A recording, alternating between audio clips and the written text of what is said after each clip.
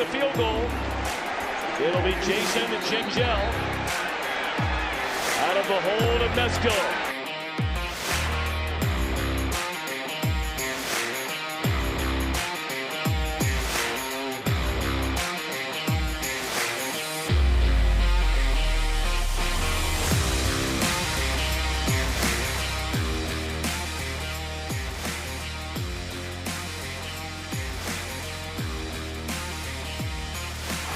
Good snap, good hold, and the kick is blocked.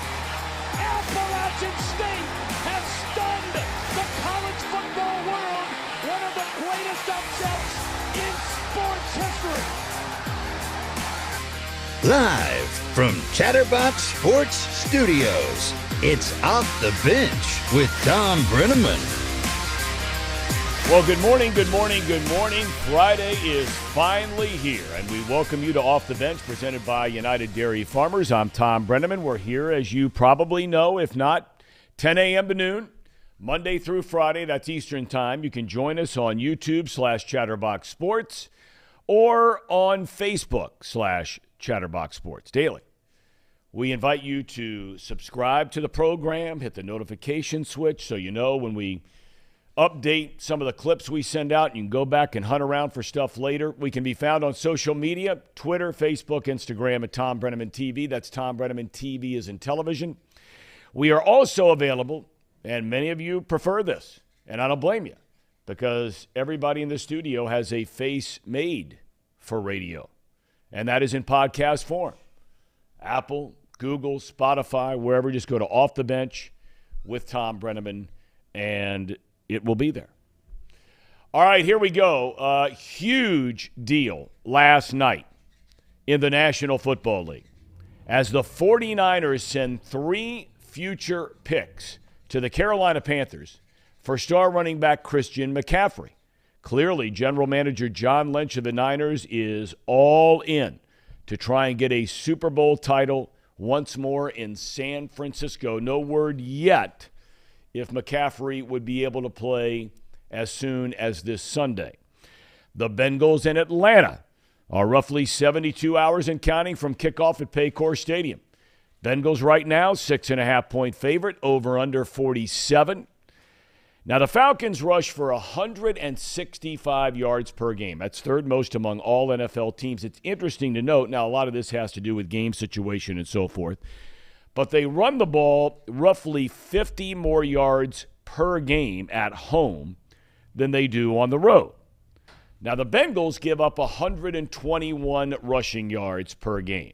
But last week, as you know, they allowed 228 yards in that victory over the Saints. And over the last 3 games, so you got the Ravens, the Saints, right, good running teams, the Bengals have given up 160 rushing yards over the last 3 per game. Now, I know that's a lot of stats. I don't like stats most of the time, but this is certainly one to keep an eye on. How well can Atlanta rush the ball against really a depleted Cincinnati defensive line?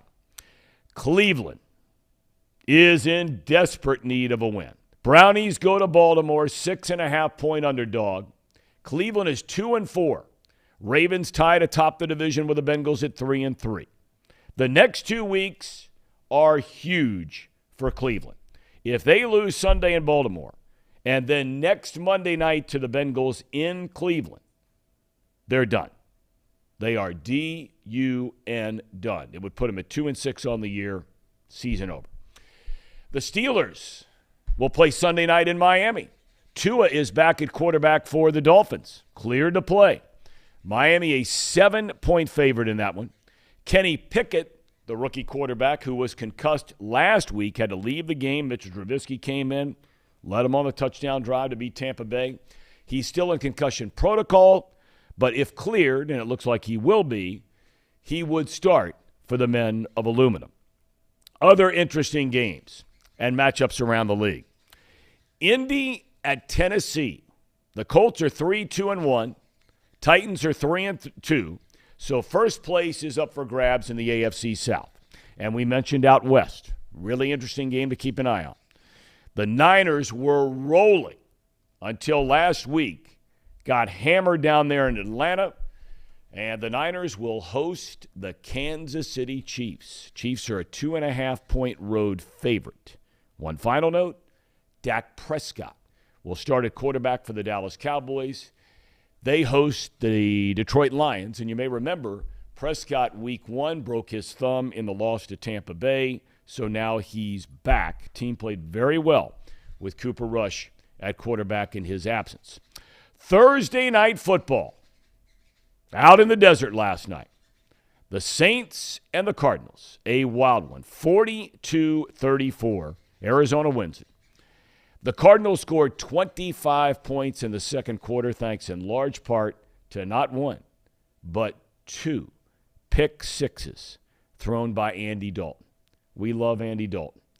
But prime time and Andy Dalton simply do not mix. Oil and water. One return for 38 yards. The other 56 yards. Cardinals go to 3-4. Saints 2-5. Huge weekend. Every weekend from here on out. Halfway through the year, this starts the second half in college football. Games starting at noon tomorrow. UC back in action on the road at SMU. Peanut Gallery over there. Good morning, by the way, Casey. Brandon Sayo back in the saddle without the dunce cap on. Let's go, Cats. You guys all right? Yeah. You happy to have me back? I'm very happy to have you back, especially knowing the way I've been gaining ground on both of you guys in the picks, which we'll get to later today. So with you back, I have no doubt that I will continue to close the gap. Alrighty. Closing in fast.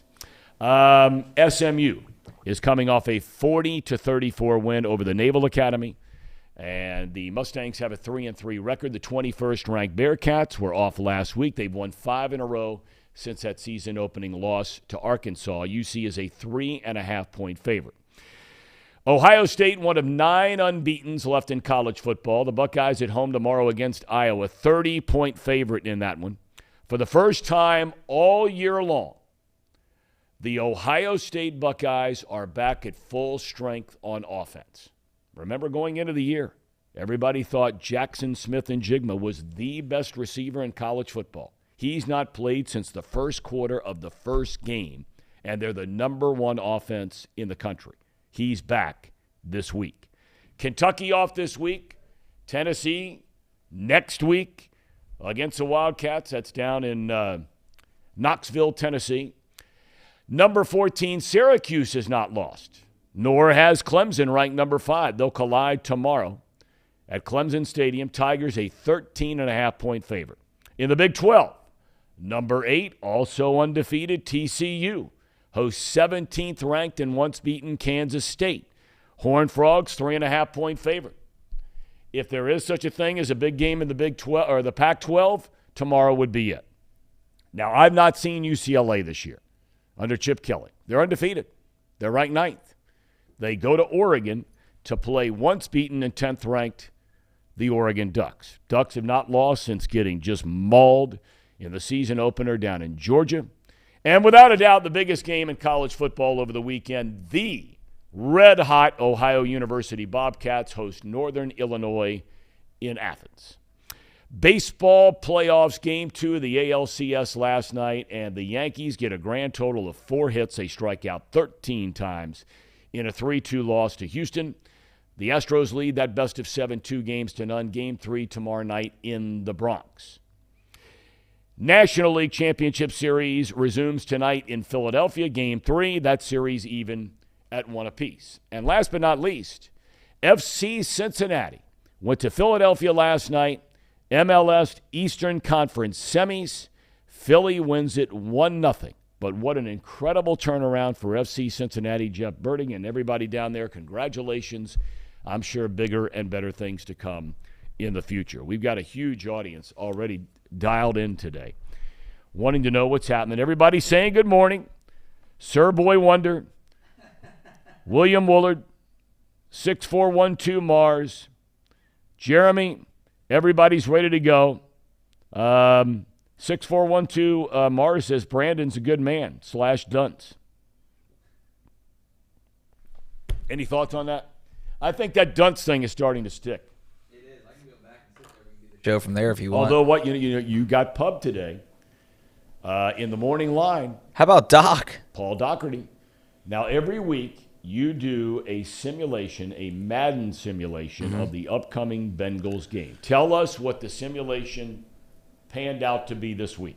Well, it was a tight game in the first half. Slow start, as the Bengals have been all season long. These Madden simulations with the Cincinnati Fear, it's Cincinnati's esports team here in town.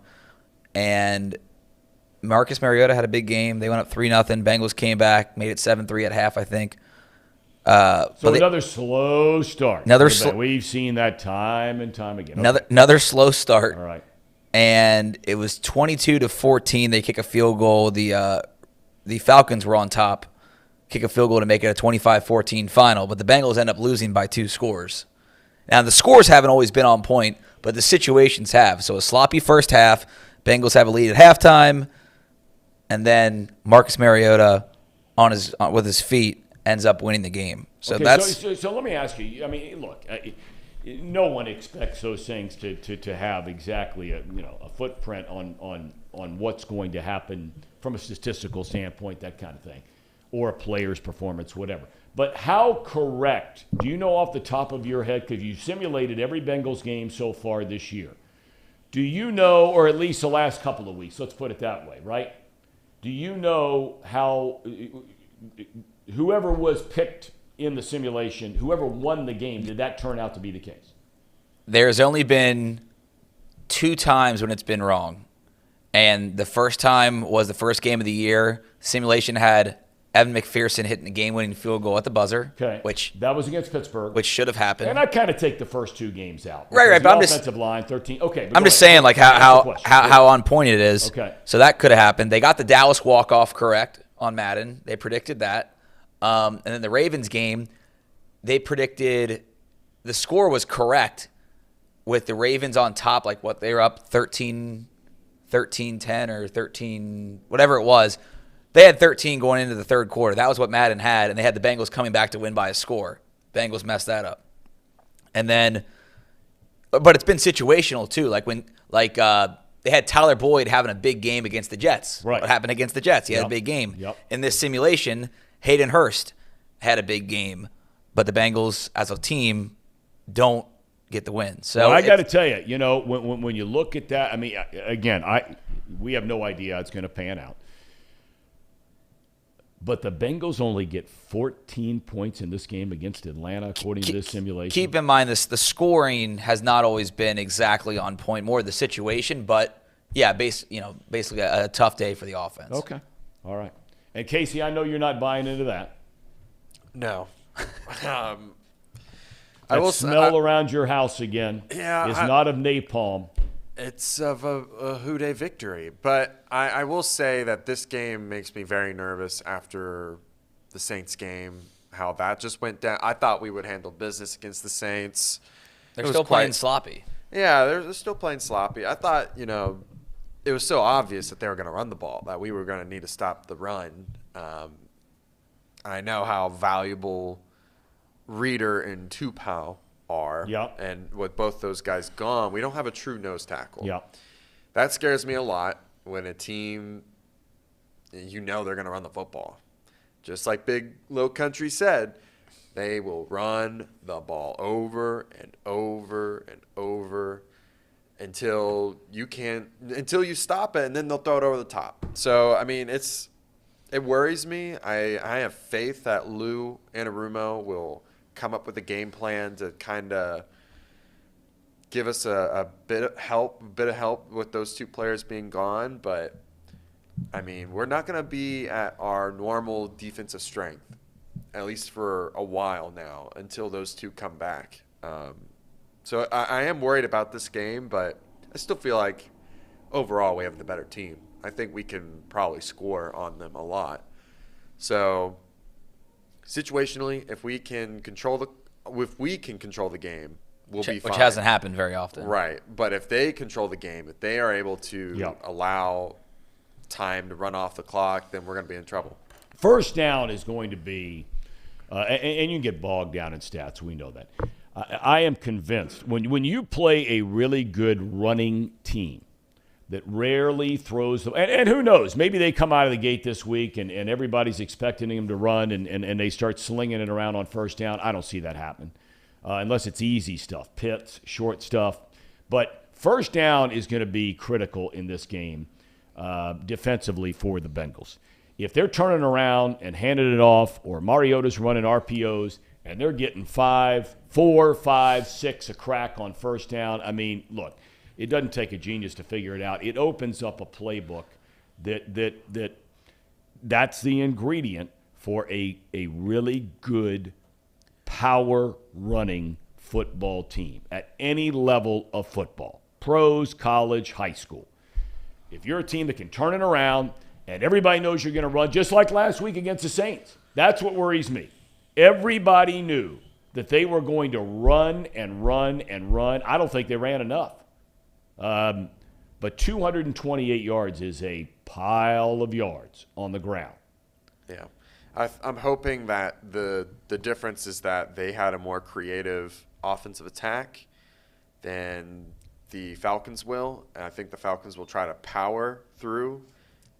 Maybe that will be the difference in this game, is that, the power running game, like pulling guards, gap play, is easier to defend than a creative like end around or that is what one of the scores was off of, right? Against the Saints was an end around or something like. So I'm just thinking like maybe it'll be like that. I don't know enough. I haven't watched the Falcons enough to know that for certain, but just from what Big Low Country described, they pound the rock. So it's going to be a very big discipline. Every game's discipline when you're on the defensive side of the ball, but when you have a guy like Mariota, you run some RPO, you're going to have a guy spying him. I mean, that's what we saw in that Madden simulation. The Bengals just weren't disciplined, and I know it's a video game, but, I mean, these people know what they're doing. All right, I want to shift gears for a minute. Coming up on the show today, we have Zim Hude. He'll break it all down, as he always does. He's coming up at 10:40. We have Dan Hoard to talk about the UC Bearcats and the Cincinnati Bengals. He'll be calling the play-by-play on both. He's on his way down to Big D. Going to the Big D don't mean no Dallas for you country music fans. You guys have no idea what that is, do you? I know what Dallas is. You know what going to the Big D don't mean no Dallas in that song means? D for divorce. Ah. Ooh. That's why it says don't mean no Dallas. Who sings that? I'm drawing a blank. But anyway, so Dan's on his way down to Dallas later today with UC, and then he'll have to get on a plane tomorrow night or Sunday morning or whatever and come back to Cincinnati for that game. We'll talk to him about both games coming up. And then we make our picks 11:30. We mentioned in the open FC Cincinnati. Yep. Mark Chestnut, is that who you're talking about? Is that who it is? I don't know. I'm just okay. Maybe. Look, I played soccer in high school at Anderson High School, one of the great soccer powers in greater Cincinnati forever. I wasn't any good, but I was on the team.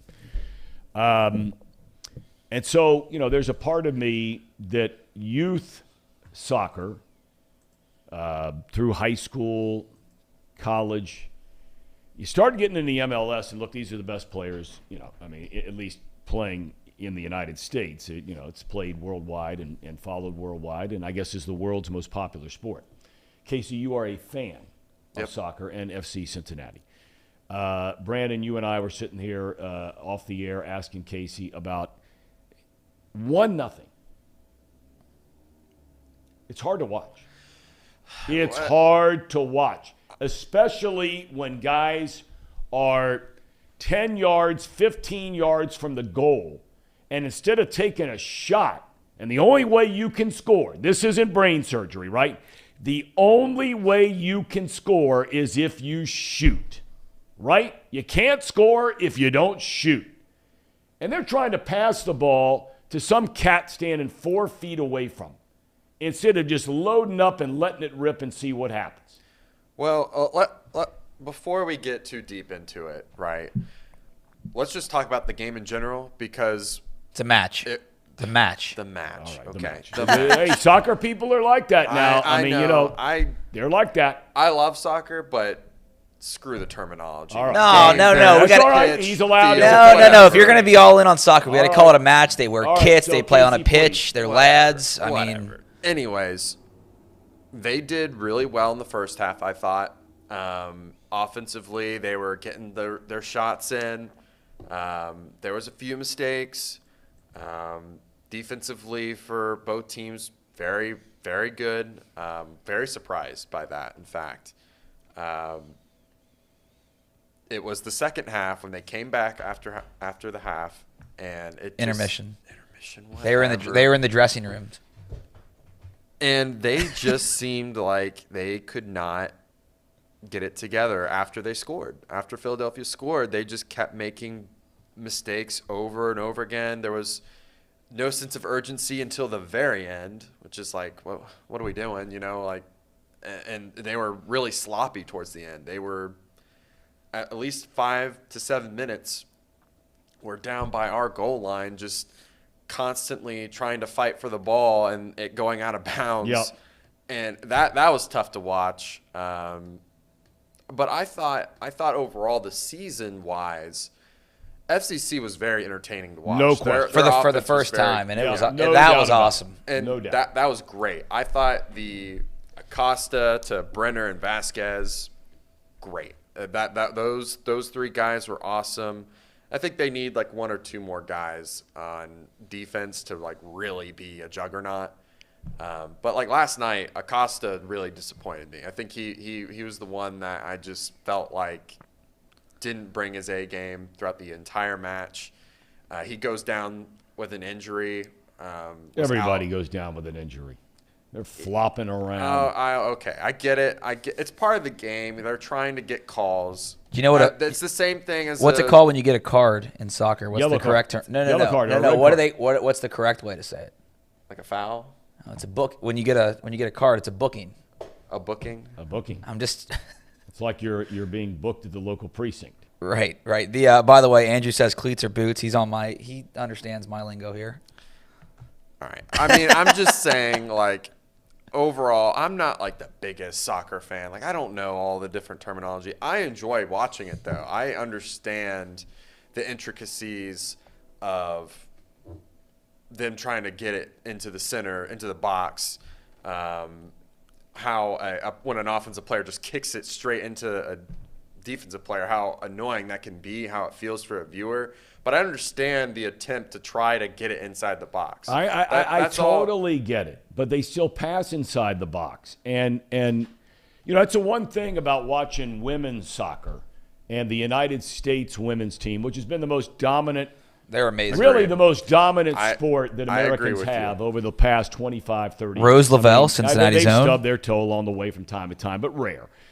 But those ladies, I mean, They kick some ass. they are constantly on the attack. And it all started with that. You know, I know enough about soccer. I think the guy's name is Bennett. Anson Bennett, something like that, coach at North Carolina women's soccer team. They won, 10, 12 national championships. And he was a guy that really just took over U.S. women's soccer, led that team internationally. But they're always on the attack. They move their defenders way up. You know, if you draw the offsides, you draw the offsides. But when they got the ball anywhere close to the goal, they were letting it rip. Yeah. Honestly, you want my honest truth? I've watched way more college soccer, Yeah. right? Fiance was a college athlete. We watch it all the time at our house. College women's soccer, soccer really? and men's soccer. Yeah. And Yeah. it is way better. Especially the women. Way, way better than Yep. it for MLS and Premier League. No doubt. To me. No because it does stop the game. It does make it like, oh, God, here we go again. We got another guy who's just wallowing on the ground. He's faking an injury to try to get a call. And in college, Yeah. the coaches get on you for like laying on the ground. You're leaving the defense wide Right. open with a hole. And I understand why the professionals do it, because that's ways that they can try to manipulate the game to get a call. But college, way more enjoyable. If you are a fan of soccer and you're tired of watching the way the professional game is going, I really do suggest you go try to watch a college match and the difference between the two. and Well, how I much can more tell you right entertaining now, it is. fellas, the more we talk about soccer, the more people are dropping off the chat and watching this show. Can I say? I mean, the longer we go, and everybody's just saying, you're chiming in, soccer just don't interest me. I'll say this. You have to give FC Cincinnati credit for being the laughingstock of the MLS for their first 3 years, turning it around, going out and getting pieces. Brandon Vasquez was one of the best players in the MLS this past year. And you got to give Jeff Birding some credit too. You know, yes. when they were on the floor, and I think both of us have had a pretty good relationship with Jeff Birding. You know, he took a step back when he realized that he might not be the best person when it comes to putting that team together. Brought in a GM, and look what happened. You got to give them a lot of hats off to them for being able to turn that and around. the Linder family. Yeah. Because they're the ones that have to sign the paychecks and pay big bucks to somebody who comes in as a GM and runs a whole Where are you going to operation. go? Someone said that in the chat. Where are you going to go? How many Cincinnatians are spending money with FCC and not the Reds? True. The experience at that place is a blast. Yeah. I'm not the biggest soccer fan. I do like – my mom just got season tickets for next year. I love going to that stadium, TQL Stadium. They make it fun. And soccer, you know, they might not score the most goals, although Cincinnati's offense was incredible this year for most of the regular season. You'll at least have a good time. You're in and out in 2 hours. It's a great experience. Yep. Yeah, and it's fast paced. And we're done with this. And we're done. We're DUN done. I mean, we'd like to try to get some viewers back. and I don't say that in a mean way. I agree with everything you just said. But you know, it reminds me, soccer in Cincinnati, it reminds me, and really for that matter, in most other major American cities, it reminds me a lot of hockey. And if you ever live in a hockey town, I'm not talking about Canada, and I'm not talking about, you know, maybe isolated places here and there, St. Louis, Detroit. There are a couple of others. But I lived in Chicago for a long, long time. And what you basically have with hockey and with soccer is you have a core group of about, depending on the size of the arena or the stadium, you have a core group, and I'm just going to say this about hockey in Chicago, of about 17 or 18,000 fans. Season ticket holders, they go to every game. And I mean, they live and die with the Blackhawks, right? But the rest of the city, now if they get hot, they want to, Sure. like any other town, you jump on the bandwagon, that kind of thing. I think here in Cincinnati, there's the experience of going to TQL Stadium because it was just named like the best soccer venue in North America a couple of weeks ago in some magazine. So the place is incredible. There's no doubt about it. They've done a nice job down there, and we wish them well. We wish them well. Big football weekend, fellas. Football or football? American football. Oh, well, wait. Before we Real switch gears, football. Casey, is this your wife checking in? Yes, it is. She's checking in, Tom. She's fighting back against the soccer haters. Agree more yellow cards need to be handed out for embellishing and flopping. Look at the She is spot on. comment before that. If you don't understand the game of football, you're not going to enjoy it unless there are goals galore. No, you know what? Which I agree. I mean, look, I do know the game, and now I do get a little confused with some of this, you know, time and additional time, and I mean, I don't think that television is doing a very good job of making people understand that. Who are like last night, I went out with a couple buddies of mine last night.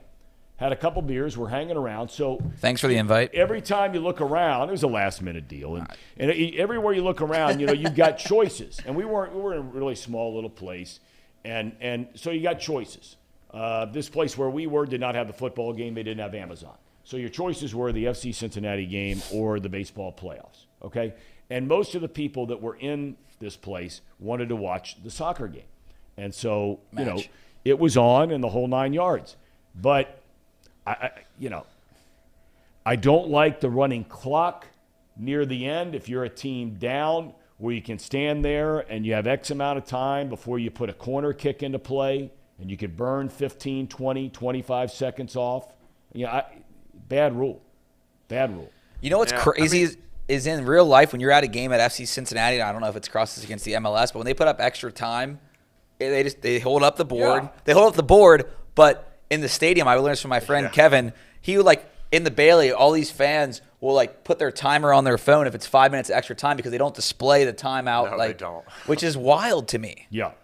Yeah, Jeremy points out what is an incredible hockey town is Tampa. Yeah. Well, they're the Lightning, right? Yep. It's part of the fabric of the community, best ownership group in all of sports. So we learn something every single day.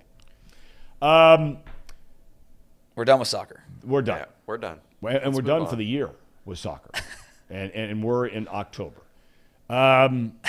Next year we'll be more focused on it. Well, you know what? We will. We will, because they're going to do all the things they need to do. I have no doubt they're going to do all the things they need to do to make the next We should step. have Jeff on here. I bet Jeff would They come were the on. laughing stock of the league outside of the stadium and the attendance. And now all of a sudden they get to the conference semis, and God bless them. College football, fellas. Your UC Bearcats. Ooh. Tell you what, second half of the season, they're going to get tested a little bit here. Now, I'm going to ask Dan Hort about this because I was reading online a couple of weeks ago about SMU. So their coach, Sonny Dykes, leaves SMU to go right down the road, 40 miles down the road, 30 miles down the road to Fort Worth to take over TCU as a head coach. But I read where they had 5 players. Apparently part of this whole portal thing it's much like the red shirt deal, where you're allowed to play X number of plays or quarters or games, whatever it is. And then as a player or as a program, you have a decision on whether you're going to have a player take a red shirt, where then you got to shut them down the rest of the year. Or now they can apply those same set of rules and go into the portal, which means they shut their season down immediately. Right. SMU had like 5 players that were integral parts of that program that shut it down. They were in the middle of a 3-game losing streak, and they shut it down. I think this is going to be a better game than people think. Well, Tanner Mordecai has already thrown for 2,000 yards, top 15 in NCAA, but there's two, like the last 2 years, look at how the games went. 2 years ago down there, tight game until Desmond Ridder has that 92-yard run, blows the game wide open there in the fourth quarter. Last year, SMU just didn't come to play at all, got their boots knocked off at Nippert. UC ran away. I think this one's I think it's going to be a ball game. I don't know if shootout, but I think like a 28-21, 28-24 kind of game. Okay, so so we'll find out what you think about it when we make our picks against the spread. That's a 3.5-point spread. Yeah, and I would just like to add, too, if you look at SMU's schedule, they played Maryland and TCU, and those were like one-score games. Yeah. And they can score. They can score. They give up points. They're way better at home, too. Yeah, I mean, I'm worried about it. This is and the all Ponies. of a sudden now in the conference, Tulane is ranked. How about that? Yeah. They're 25th. They play in that nice high school stadium. Well, hey, it doesn't matter. They're winning games. Have you ever been to that basketball arena down there? Yes. Holy cow. It's for me, when I lived down there and UC, it was when UC was top 10 in the country. I got tickets in the front row behind UC's bench for like $30. And I'm sitting there listening to Mick cuss out players, and UC's up by 20, 30 points. I mean, it was a blast. But that arena is like Mason High School is bigger. Yeah. It's cool, though. Yeah, you know, it's cool. It's cool. Fogelman or I can't Fogelman Arena or something like that. It's cool. We just got off topic. All right, no. So we got the Bearcats. We all agree that's going to be a tight one. The Buckeyes are a big, huge favorite at home. They're healthy again. We talked about that. Iowa's defense is really good, but it's not good enough to slow down this offense. I don't know if any defense is. And then we've got some other really big games around college football. So we're going to take a break. We got Zim Houday coming up shortly. Everything Bengals with Zim Houday right around the corner. At United Dairy Farmers, we've perfected freshness in our family bakery, where we use only the finest ingredients, like thick, high-quality glazes on our signature donuts, before delivering them fresh from bakery to store every day. UDF, made for you. If your AC or furnace is struggling, turn to the experts at Bartell's Heating and Cooling. Their certified technicians get the job done right the first time, and if you need a new unit, Bartell's will give you upfront pricing with no hidden fees. Plus, ask about Bartell's 0% interest financing for 60 months. Learn more at bartellsheatingandcooling.com. Bartell's Heating and Cooling, for a comfortable way of life. Eli's Sports Bar and Grill, proudly sponsoring high school football with 3 locations in Mason, Liberty Township, and Ross, Ohio. Our 10-foot screens guarantee a great view from every seat in the house. Eli's Sports Bar and Grill, the best place in Cincinnati for sports, food, and fun.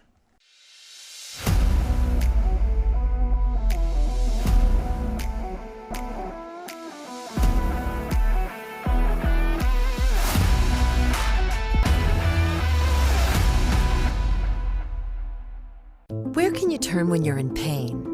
Turn where more high school, college, and pro athletes turn. Where your neighbors and weekend warriors turn. Turn to Beacon Orthopedics and Sports Medicine and get superior care on your schedule. That's the Beacon difference. Check out our fresh arrivals at Jake Swinney Used Cars. Over 250 used vehicles weekly. All makes, all models. From economy to luxury, Jake Swinney, the original used car superstore.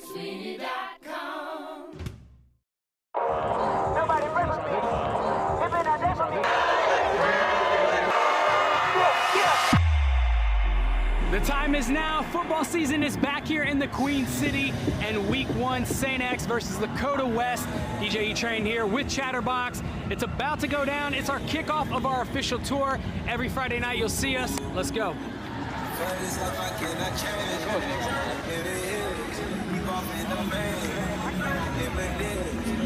Here's our 3, 1, 2, 3. Let's go.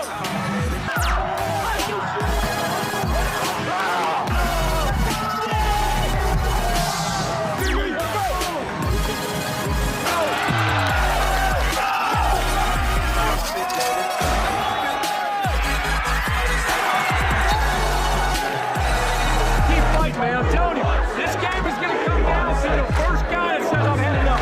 That's all it's going to say. One guy to say, you know what, I've had enough.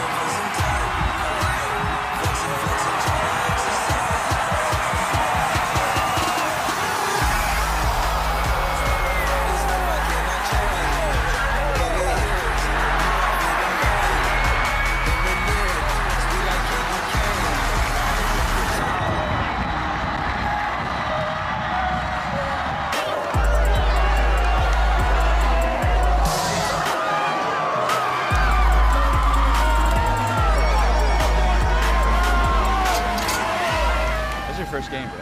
My first one. I mean, I couldn't have asked for a better first one because Dakota West struggling a lot throughout the first half and beginning of second half, and then Big time. it's a party, it's a party, it's a party. I know one thing. Ain't nobody does this better than us. Facts.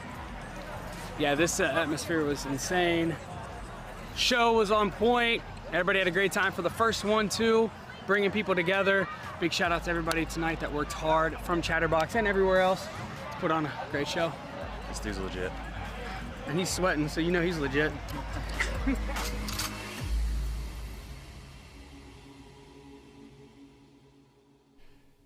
All right, we welcome you back to Off the Bench presented by United Dairy Farmers. We love checking in with our buddy. And that's our main man around here at the end of the day. I mean, we have a lot of, a lot of times that term gets floated around here quite a bit, but at the end of the day, there is one main man, and that is Zim Hude. Zim, you got the hood up, you got the Bengals lid, you got the Bengals hoodie. First of all, before we get to any of that, belated happy anniversary. What did you do as the romantic man and romantic husband that you are? What did you do on your anniversary, if I may ask? Oh, hang on, Zim. We can't hear you. We can't hear you for some reason. I see some, like a tiny bit of audio, but there's nothing. I don't know what's going on there. All right, well, you guys address that off the air. And let's see if we can get Zim dialed in here somehow, some way. I don't know what's going on. You think it's his computer? You think it's us? We got the video.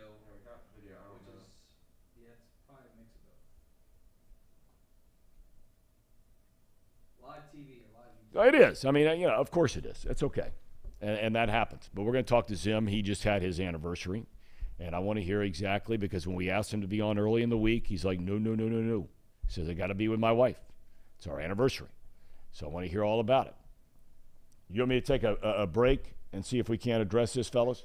Yeah. All right, let's take a break, and we'll try to see if we can't get Zim Hude on the other side. Back in a moment. At United Dairy Farmers, we've perfected freshness in our family bakery, where we use only the finest ingredients, like thick, high-quality glazes on our signature donuts, before delivering them fresh from bakery to store every day. UDF, made for you. If your AC or furnace is struggling, turn to the experts at Bartell's Heating and Cooling. Their certified technicians get the job done right the first time, and if you need a new unit, Bartell's will give you upfront pricing with no hidden fees. Plus, ask about Bartell's 0% interest financing for 60 months. Learn more at bartellsheatingandcooling.com. Bartell's Heating and Cooling, for a comfortable way of life. Eli's Sports Bar and Grill, proudly sponsoring high school football with 3 locations in Mason, Liberty Township, and Ross, Ohio. Our 10-foot screens guarantee a great view from every seat in the house. Eli's Sports Bar and Grill, the best place in Cincinnati for sports, food, and fun.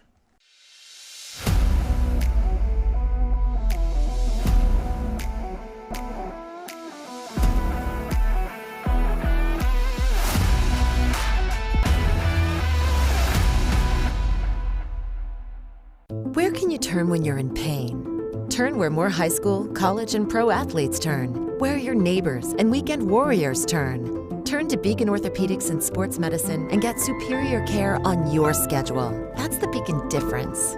Check out our fresh arrivals at Jake Swinney Used Cars. Over 250 used vehicles weekly. All makes, all models. From economy to luxury, Jake Swinney, the original used car superstore. All right, as promised, our technical crew, they're on top of their game over there. Now we finally have Zim Hude. Zim, welcome to the program. How was the anniversary? What did you guys do, if I may ask? I appreciate you bringing that up. That's awesome. I had came back into town after a great victory, right? So I'm feeling good. I'm feeling awesome. I went to this really, really nice restaurant. It's like what a President E said. It's called the Lafayette. If you're ever in Southwest DC, Northwest DC, really, really elegant. We were like the only couple in there at the end. I purposely did it at the end to add that spice of romance to it, where it's just us having a great conversations, no cell phones, really talking it out, just talking about like that, that 1 year that we just went through. It was awesome. Then, after that, just hit up the town a little bit, just walked, waterfront action, me. Holding hands and with your favorite gal in the world. Yep, holding hands and, woke up the next day, had a nice brunch. It was awesome. That's fantastic. Congratulations and belated happy anniversary. And I assume your son, last time we checked in with you, you had the parent-teacher conferences. I had my parent-teacher conferences this week for our son. He's senior in high school. And like you, was just thankful and grateful and appreciative of how focused and how well he's doing, and you feel the same way about your son. Did you see the Jimmy Chase one? Did you see the Jimmy Chase special? Jamar's father. I did not see it.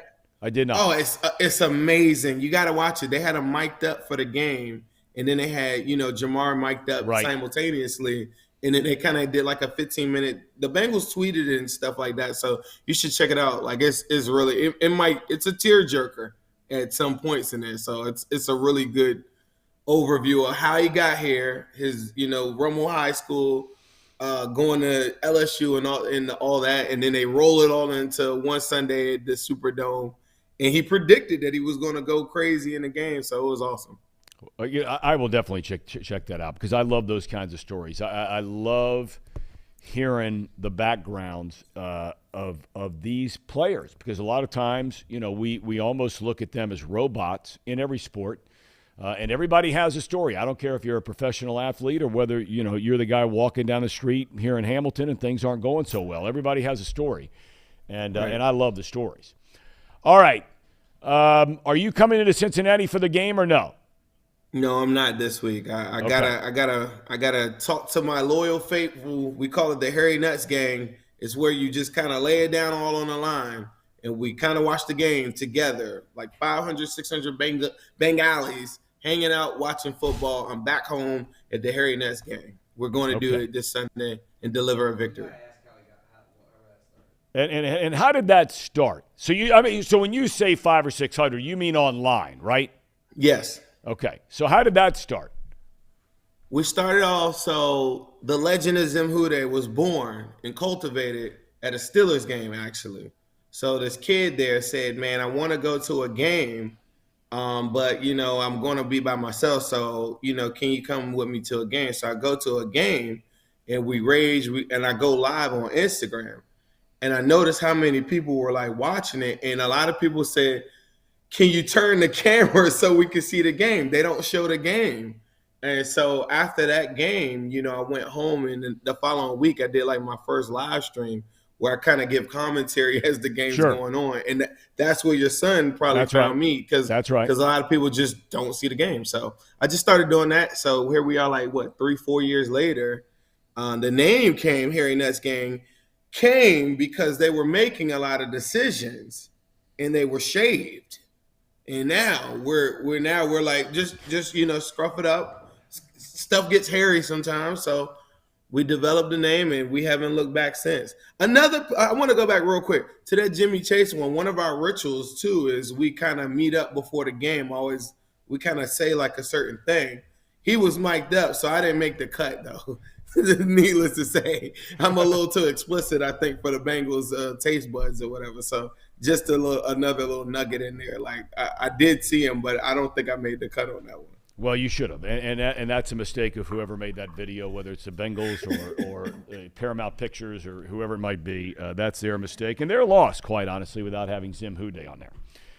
All right, last week, and we've been talking about it all week this week. Last week, everybody knew the Saints were going to run the ball. That's their calling card, right? And, the Bengals are a little thin along the defensive line right now, starting with DJ Reader, among others. And the Saints run for 228 yards.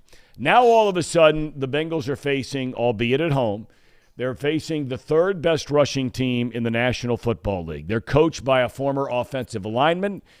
You don't see many of those guys around in this day and age. And that's where they hang their hat. Are you concerned about the Atlanta run game, Zim Hude? Yay or nay? No. Because you limited you limited me to yes or no, so I couldn't give you an in between. If the Bengals, so I had to say no. I just, you got to let it just let it fly.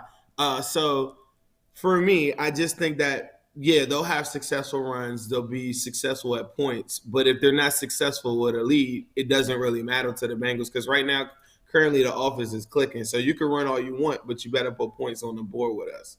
So if the Bengals get out to a lead and you're running the football, much like a little bit of what we saw the Saints game. You talked about that game. Yes, they ran for 160 yards in the first half of the football game. The Bengals defense then made their adjustments. Second half of the football game, the Saints only run for 56 yards. They're limited to 2 field goals and 2 big spots. The Bengals defense comes up really, really big on a drive prior to them getting the ball back. And then another drive after that, and that's the mechanics and the workings of championship football in my mind. It's not limited to a box score. It's limited to the big stops at key points. And if the Bengals have a lead in this game, they don't want the Falcons don't want Marcus Mariota to throw the football. The other victory that Marcus Mariota had or whatever had 7 throws. Last week it was 14 throws. Yep. So it tells me if I can get you behind what you want to do, unlike that game that they had, I think, with the Buccaneers, they were down 21 points. They kept on running the football. Keep on running the football down 10, 12 points with Joe Burrow at the helm and Joe Mixon running the ball effectively downhill. You'll lose every time. I got to tell you, though, I think that because now had the Saints used more of Taysom Hill at quarterback, which now you're not only trying to defend Kamara, Ingram running the ball, right?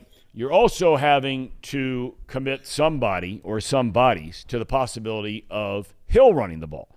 I still can't understand why the Saints did not do more of that, but especially the second half. But Mariota does present that challenge, and he's going to play. I mean, they can come at you with a power run game, And we had Big Low Country yesterday. I mean, he's the Zim Hude of Atlanta. I don't know if you know Big Low Country. He's big league. No, I don't know. But a good dude, really good dude. But, he was saying, look, they're going to run at least 13, 14, 15 RPO stuff as well. And we know Mariota, he hadn't had a great career as a number one pick, but he's had, he's been okay at times. But he does still present that challenge. He does. The part that he's leaving out is they were about a game away from probably benching Mariota, and then he goes 13 for 14, like in the 49ers game or whatever. So they were, like this concept of Marcus Mariota and his running attack. You got to think a lot of those yards were accumulated too when Cordell Patterson was there, all the big runs, and he's on an injured reserve. So again, I understand that, and I tell the opposition this a lot. Is that they always kind of focus on what they do really well, and then they forget the fact that the Bengals do a lot of stuff really well on their end too. I want to give you a really good stat. The Falcons currently right now, their defense ranks total yards allowed 30th in the NFL, passing yards allowed 32nd, dead last. As far as sacks accumulated 31st, score percentage 28th, pressure, which Joe Burrow, like if you don't have Micah Parsons or TJ Watt, what are you to me? Pressure, 32nd. Third down conversion rate, 30th. With that said, Joe Burrow's among the lead at third down percentage at 42%. This matchup is 100% in the Bengals' favor, whether the Falcons believe that they're going to run the football or not. I'm curious why you think, and those are great stats, and you can't argue with the numbers. They are what they are. I'm curious why you think, and you said this a couple of minutes ago, that the offense is clicking. Now, last week was the first time in their last 11 games, including the playoffs going back to last year, where they reached 30 points in a game. Okay? Right. They got there by, a short 9, 10-yard out to Chase, 2 missed tackles. He busted off 60 yards, touchdown. They win a game. Why do you think, or what makes you think, that the offense is clicking? I see little bits and pieces here and there. They've been much more efficient in the run game the last couple of weeks. They're not running it a lot, but they've been more efficient when they do run it. Burrow put up big numbers last week. Didn't turn it over. Put up big numbers. But why do you think they're clicking? From the beginning of that game, Joe Burrow was on fire. Like, me watching that unfold, even the first 2 drives that weren't successful, you remember you had the Jamar Chase one on the sideline that probably was a catch? Let me show you how on fire he was. If you took away the drops in that game, the Joe Mixon back of the end zone dart, the Jamar Chase deep pass, the T. Higgins drop, if you took away just the drops in this game, Joe Burrow was 31 for 36. Like in his adjusted passing percentage, on fire. Yep. Second half of the football game, he only had 1 incompletion. On fire. There was literally nothing like their first down rate of anything of third down or less, like had like a 90-something. Like they were on fire. Like there was nothing that they did that they could be stopped. That they were stopped on. The run game is now running the ball efficiently. And the people that were very quick to say fire Zach Taylor have to be just as loud to commend him on changing in a complete overhaul on what they do best out of shotgun systems. They totally went away from the zone blocking scheme that needed cohesion, which they couldn't acquire in the whole all season because nobody ever played together. Yep. They go to a whole entire gap scheme and say, we're going to run RPOs at the beginning of this game, checked out of a lot of different runs, and absolutely annihilated them. They did bits and pieces of that in the Ravens game, and in the second half of that football game, they caught on, and that's where you get the Joe Burrow touchdown at the end. It's just they caught on too late. By the time they go into the Saints game, it was on. It was RPOs at the beginning of the game. You take that to get the information from the defense. And then from there, they hit the ground running. The only defense that the Saints had for the Bengals this past week was just running the football and keeping Joe Burrow off the field. Because every single time that he was on the field, he was on fire. If the Bengals get a lead against the Falcons, this game is going to be ugly. Well, I don't know if you heard Brandon Seo every week down at the Hard Rock Casino, right? Zim was part of it when we were doing it virtually. That's exactly right. So, I mean, hey, Zim, you saw what happened. I know it's a video game, but it's been pretty What was the score? good. It was 25-14. Falcons won. Mariota had a great Falcons game. won? Falcons won. Mariota had a big game. So did Kyle Pitts. It was a slow start for the Bengals. They come back, but then they can't defend the RPO against the Falcons, and they end up winning 25-14. I do worry about that a little bit. It's just in regards to time of possession. The Bengals' red zone defense, their third quarter defense. Have y'all seen the numbers? Yeah. Like they still haven't allowed a touchdown in the second half. They did for the first time in that Madden simulation. It was On the the first time. simulation. Yeah. Yeah, in real life. Well, it's going to end sooner or later. You can't do that the whole year. It's remarkable what they've done. For sure. Gone 6 games this year without Do you know allowing that a they will be second-half the first? touchdown. Do you know that they will be the first team in ever or something that they go 7 games right now without allowing a second half touchdown? So I came up with this moniker called not a moniker, but this statement that I used to say your offense is your defense.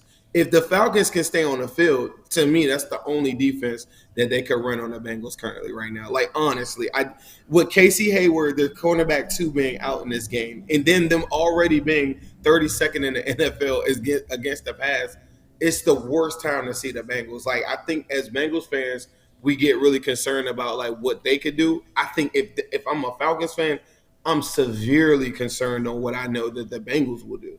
Well, there's no doubt, and we heard that from Big Low Country yesterday. They're very, very worried. They have 4 defensive starters that were on the injury report this week. They were limited.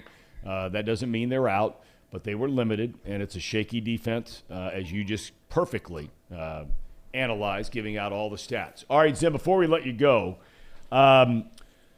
your prediction for this game is? Bengals win. What, you want to give me a score?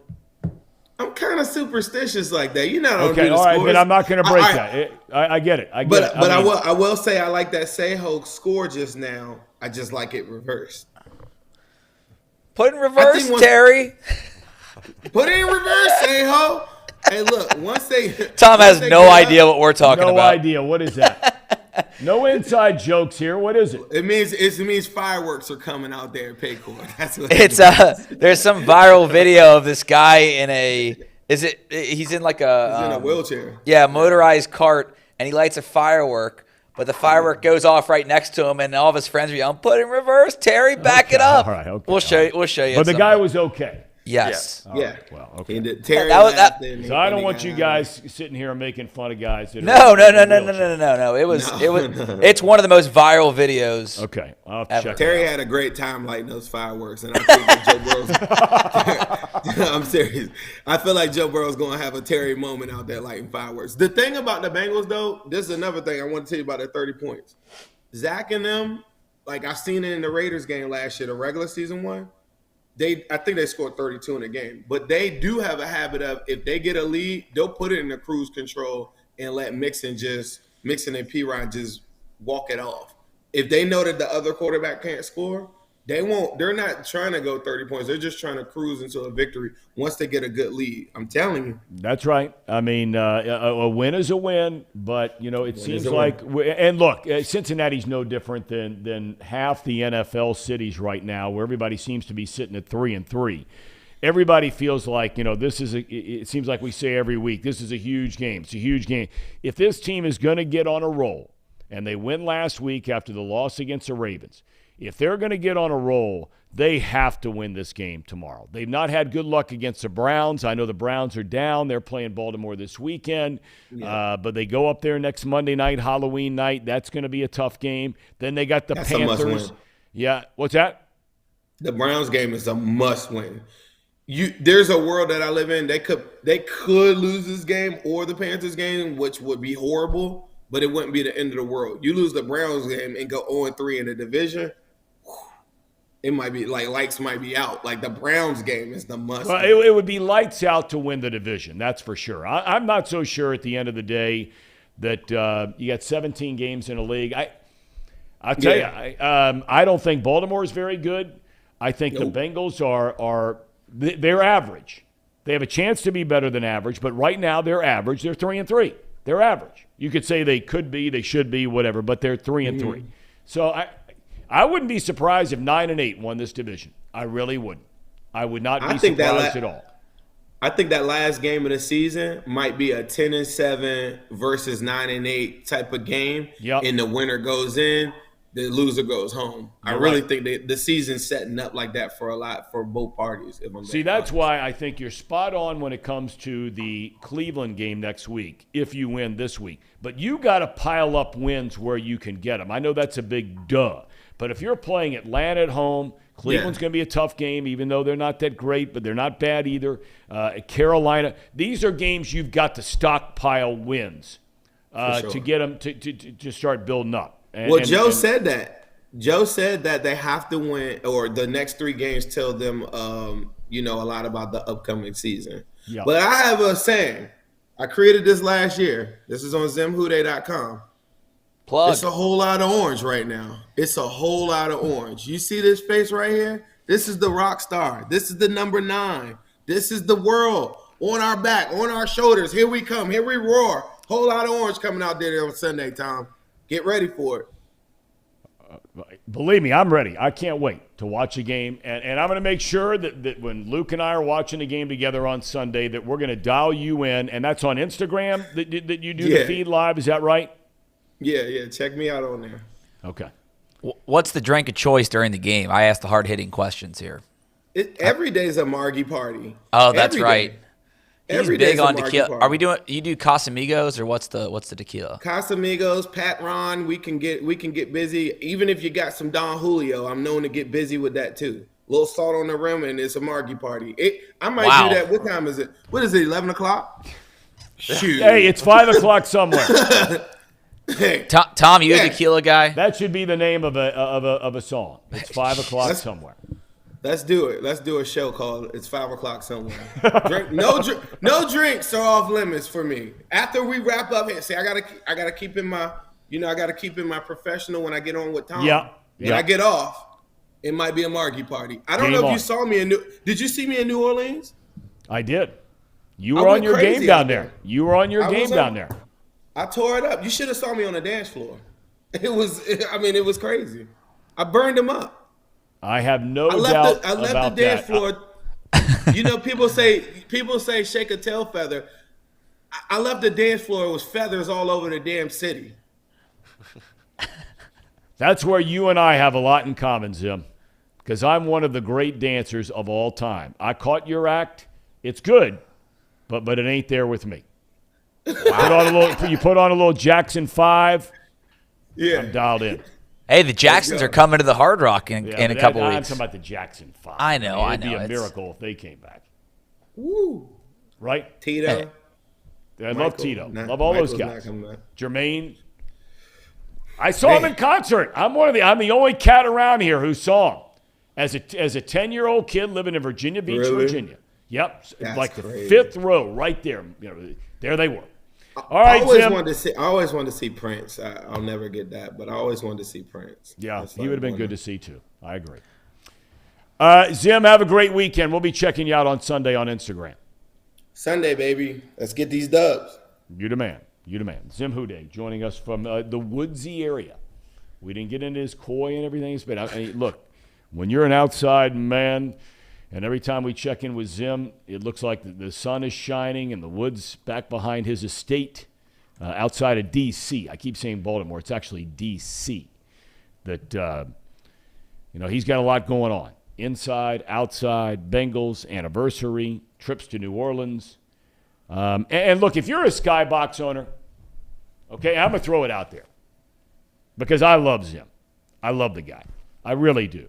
Had a chance to meet him for the first time in person at the Thursday night game a couple of weeks ago against Miami. I really like the guy. He's a good man. I don't know if I let my kids watch the Instagram thing because it can get a little hairy, as they like to say. Well, your kids are old, but he's a good. Well, yeah, but I'm talking about a few younger kids, right? But look, that's okay. But if you're a Skybox owner, find a way to get Zim 2 tickets in your Skybox for the Ravens game.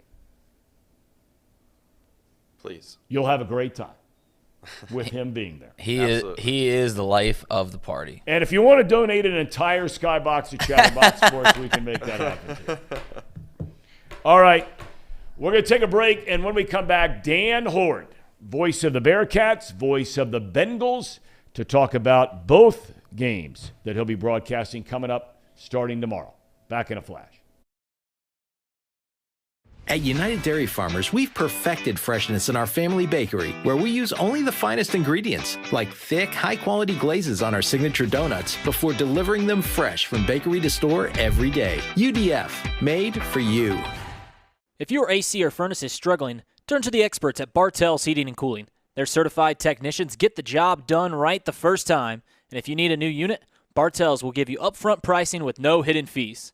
Plus, ask about Bartell's 0% interest financing for 60 months. Learn more at bartellsheatingandcooling.com. Bartell's Heating and Cooling, for a comfortable way of life. Eli's Sports Bar and Grill, proudly sponsoring high school football with 3 locations in Mason, Liberty Township, and Ross, Ohio. Our 10-foot screens guarantee a great view from every seat in the house. Eli's Sports Bar and Grill, the best place in Cincinnati for sports, food, and fun.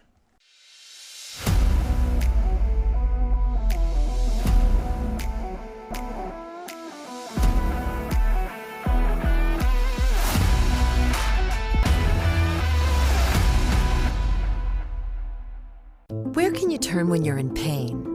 Turn where more high school, college, and pro athletes turn. Where your neighbors and weekend warriors turn. Turn to Beacon Orthopedics and Sports Medicine and get superior care on your schedule. That's the Beacon difference. Check out our fresh arrivals at Jake Swinney Used Cars. Over 250 used vehicles weekly. All makes, all models. From economy to luxury, Jake Swinney, the original used car superstore. All right, before we get to Dan Horde, who's standing by, I got to tell you, I am really disappointed in some of our regulars on the chat room here. But Sir Boy Wonder, whoever you are, I love that you're on this show every day and you participate, watch, listen, get on the chat. But you just said something to me that I am just appalled. He said, Thom is a White Claw guy. Oh. I have never had a White Claw in my life. Not one time.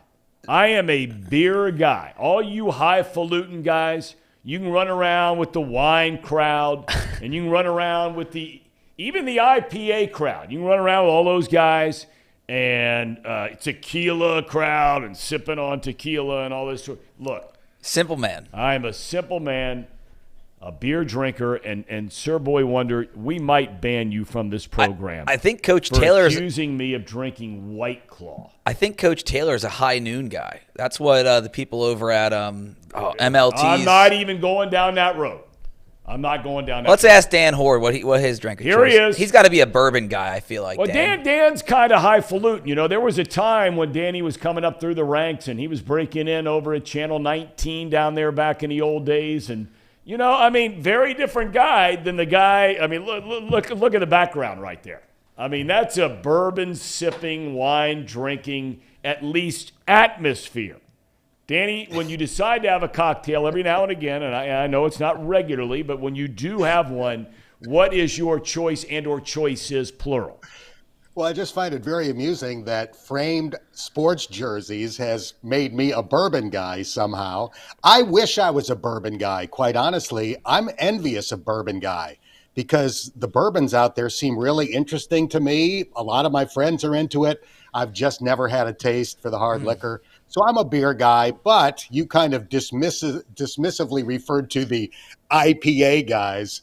I do like IPAs. Okay. I'm kind of a fan of the bitter profile of the IPAs, so that's kind of my drink of choice these days. And I do like wine with dinner, but mostly IPAs when it just comes to, drinking with the fellas.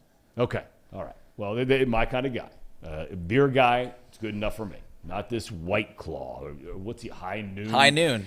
I mean, good. My daughter drinks High Noon, and she's in college. People drink beer in college. She's not old enough to drink yet. So. All right, Dan, look, you're going to be double dipping this weekend. You're back at it after the UC Bearcats had a bye week last week. And now all of a sudden, and I was talking before you came on, I read a couple of weeks ago, SMU had lost 2 in a row, I think, at the time. And I did not realize that some of the rules, though maybe not specifically are the same, but in general, I did not realize. I knew a player or a program could make a decision about taking a red shirt, and it's based on how much you play or don't play, and you're not allowed to play over a certain number of whatever the barometer is, games, snaps, minutes, whatever it might be, to get a red shirt. Not a medical red shirt, just a red shirt. I did not realize the same thing held true as far as the transfer portal is concerned. And I saw where SMU, correct me if I'm wrong, they had like 4 or 5 guys in 1 week that all of a sudden decided that they were shutting it down, they weren't playing the rest of this year, and they're going into the portal. Has that affected their team? Well, it did not turn out to be the case, Tom. So that was widely reported that 4 of their best players were going to stop playing after 4 games in order to preserve an extra year of eligibility and then transfer to another school.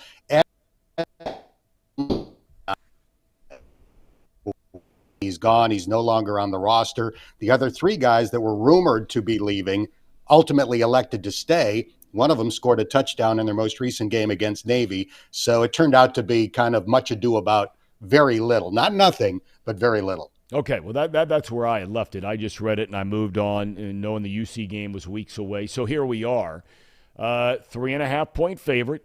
What are your thoughts, or what are some of the things we ought to be looking for as a UC fan when you're watching the game on Sunday or Saturday?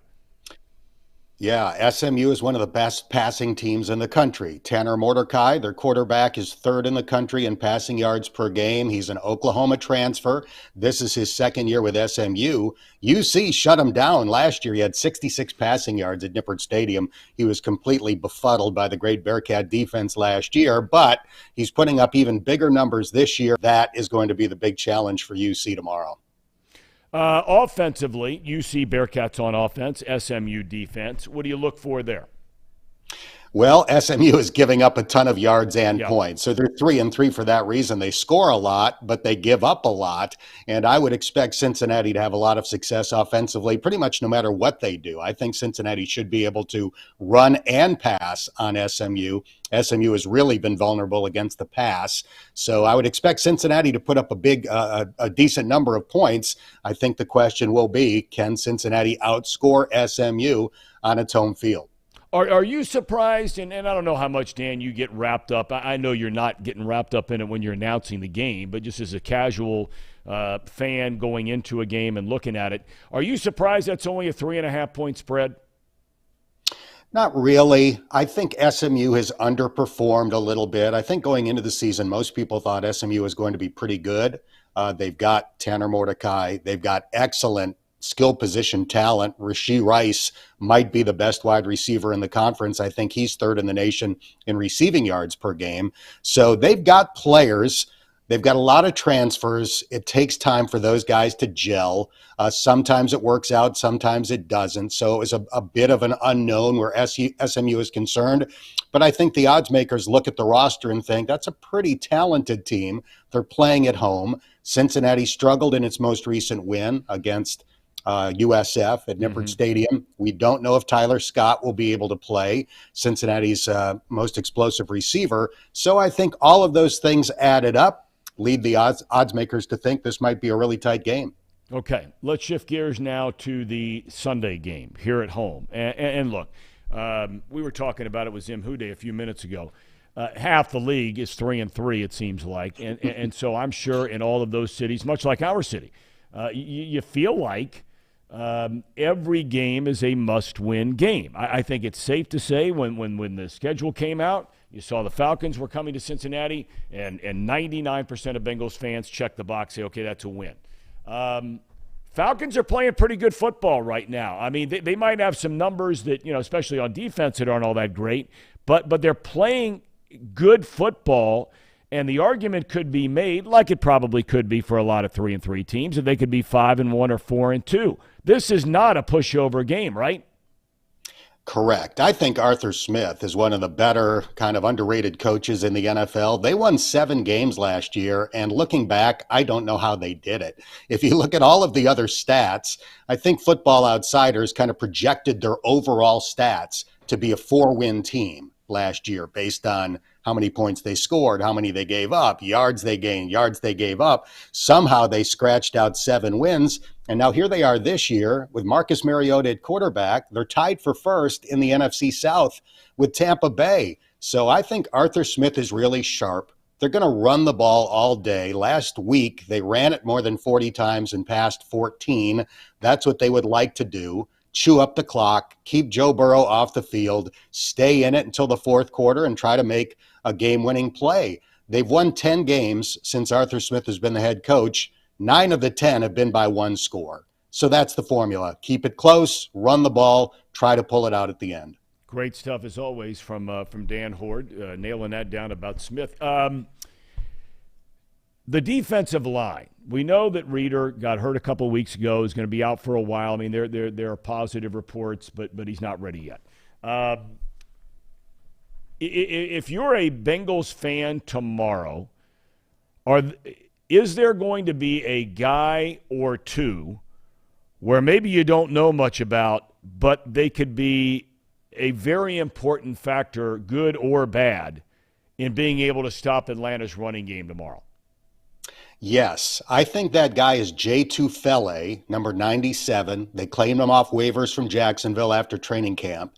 He made his Bengals debut last week. He played 23 snaps against the Saints, and he had 6 tackles, including a tackle for loss in the red zone. So I thought he played reasonably well against the run, and that is his game. He's a big, kind of like Domata Peko looking guy. He has a Samoan background like Domata Peko did, has the big hair, kind of a wide-bodied guy with a lower center of gravity that kind of profiles to be good against the run. And I think he's going to play an important role, not only with DJ Reeder out, but Josh Tupou out. Probably the Bengals' second best run-stopping defensive tackle. I would guess that Logan Wilson is probably going to be out with his shoulder injury. So you're kind of missing the interior part of your defense, the spine right up the middle. And I think Jay Tufele is going to play an important role on Sunday. So do you think if Wilson can't go, and there were positive reports on him the last couple of days at practice, but when he originally got hurt, everybody was thinking maybe a trip to IR. Tough dude, no doubt about it. Who takes his spot playing regularly in this game? Mostly Akeem Davis-Gaither. I would think he would get the bulk of the snaps. Jermaine Pratt kind of takes over the Logan Wilson role. Akeem Davis-Gaither enters as the second linebacker, but you've got Marcus Bailey as well. I don't expect that to be a major problem. Logan Wilson is clearly the best linebacker they have, but he was out for much of training camp. Akeem Davis-Gaither was getting those reps on a regular basis and had a really good camp. So I expect him to play well. He's no Logan Wilson, don't get me wrong, but I think Akeem Davis-Gaither will be okay. Hey, I want to ask you your reaction to this deal made by the 49ers last night. I don't think that's been confirmed yet. At least it wasn't on when we started the show an hour ago, a little over an hour ago. But it seems like it's true, giving up 3 big draft picks over the next couple of years, which they did the same thing. You may remember a few years ago to get Jimmy Garoppolo when they got him from New England. But Christian McCaffrey, I think we all agree when he's healthy that he's one of the most dynamic players in the league. Problem is he hadn't been all that healthy, and when he has been healthy, he's playing on a terrible team. What was your reaction to that trade? Well, if he's healthy, I think it makes San Francisco unbelievably potent on offense. Combining him and Deebo Samuel on the same offense, 2 of the most versatile run-catch combination-type players in the NFL with a great play caller in Kyle Shanahan, I think that really makes the 49ers potent. But it's the big if. Can he stay on the field? barely played the last 2 years. He's been nicked and bruised so far this year. We know he's great when he plays. The question will be, can he stay healthy? My guess is no. I think after a period of time, once those injuries keep accumulating over and over again, they generally don't go away. Now, maybe San Francisco can manage it and have him be healthy when it matters most at the end of the year. That's probably the goal.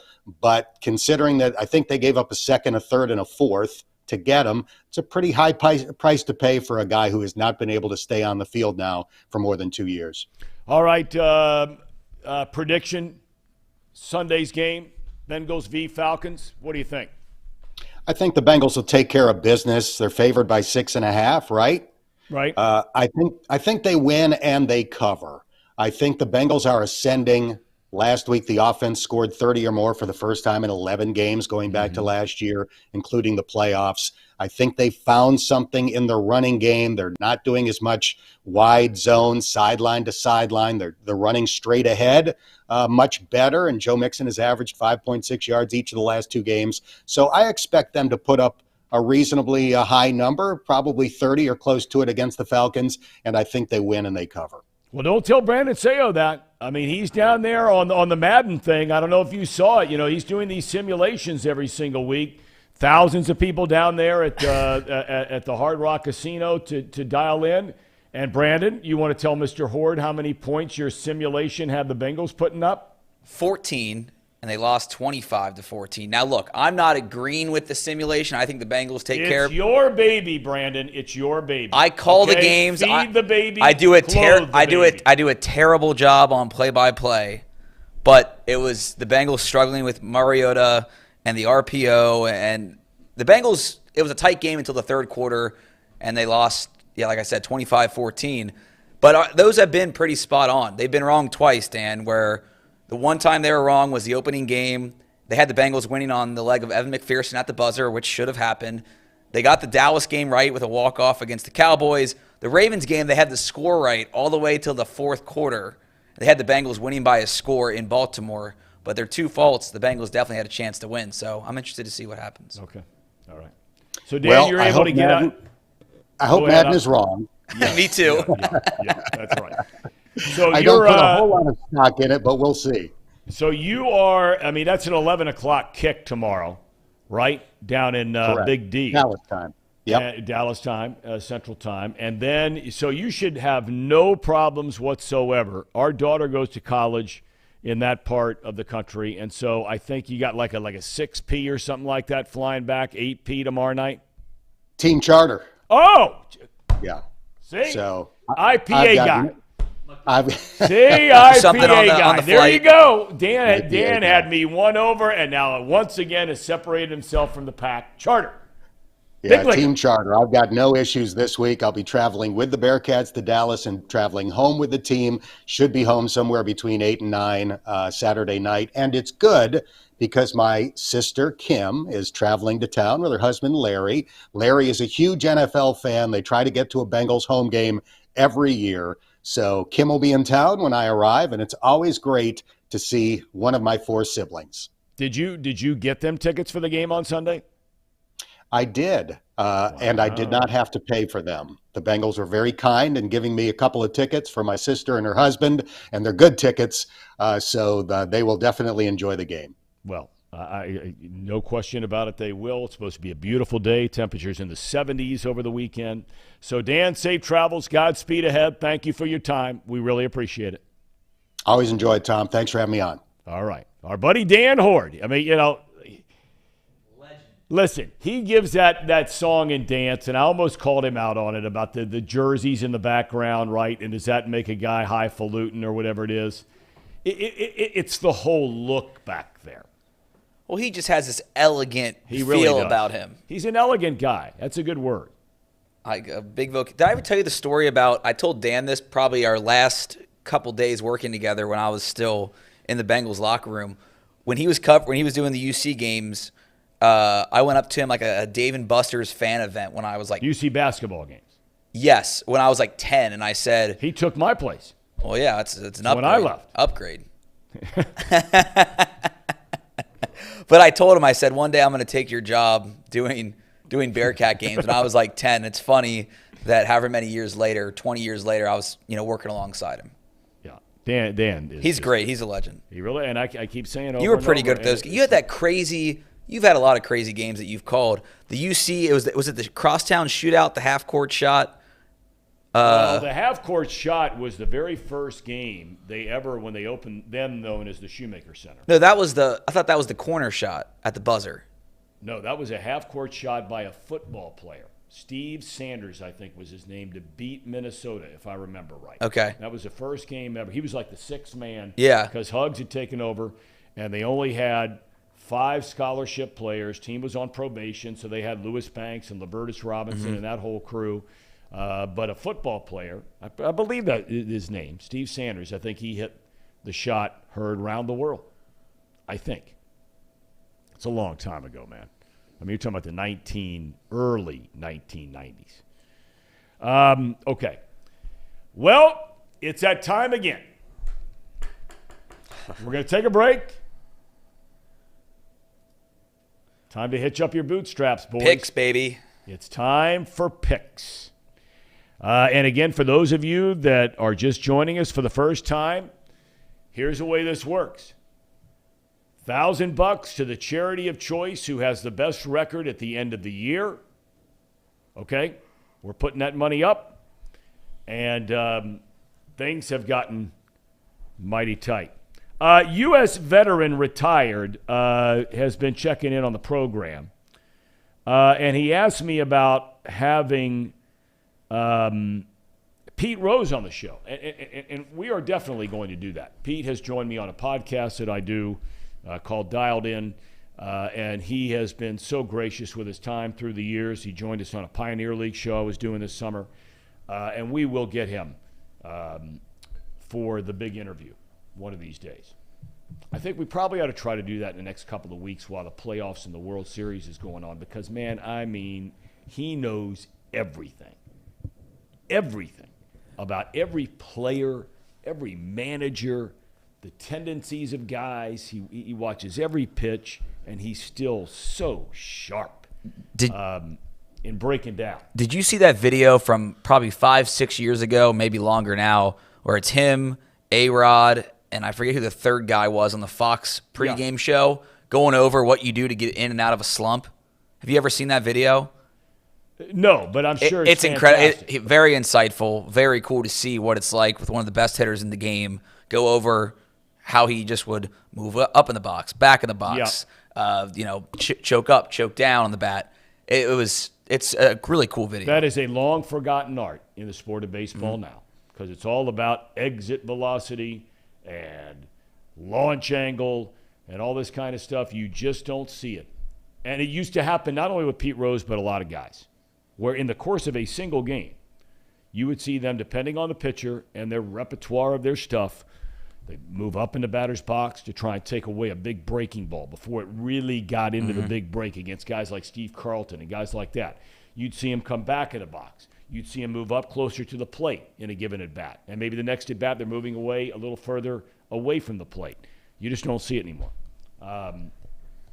Just like you don't see hitting and running and you don't see stolen bases and you don't see any of it. Okay, picks are coming up right after this.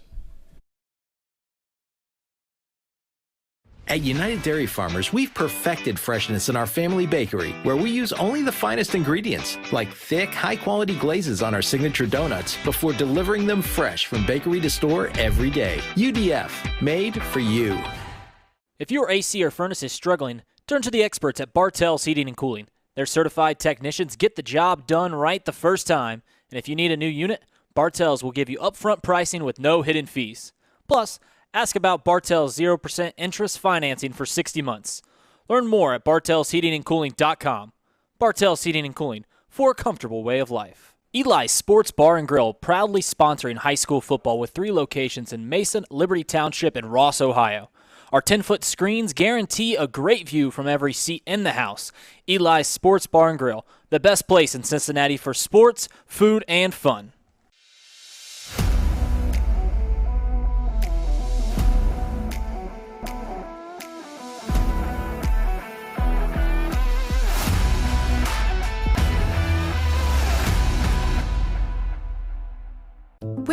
turn when you're in pain. Turn where more high school, college, and pro athletes turn. Where your neighbors and weekend warriors turn. Turn to Beacon Orthopedics and Sports Medicine and get superior care on your schedule. That's the Beacon difference. Check out our fresh arrivals at Jake Swinney Used Cars. Over 250 used vehicles weekly. All makes, all models. From economy to luxury, Jake Swinney, the original used car superstore.